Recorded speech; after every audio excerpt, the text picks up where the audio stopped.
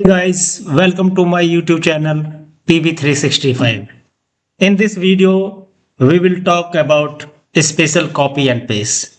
You can see this is the data and which is formulated, and this value need to be copy and paste in another column. If simply I select, then Control C and then paste, so see all are 0.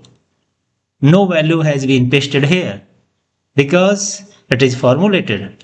So we need for this a special command. So what is the special command?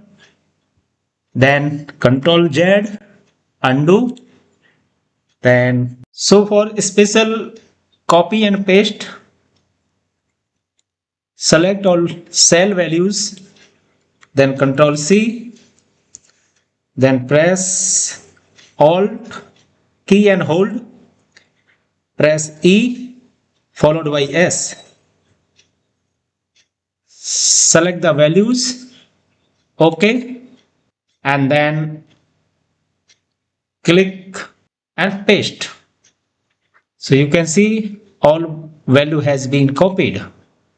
So simple, Control copy and paste will not work. So guys, if you like this video, if you like this function, please like and subscribe. Thank you for watching.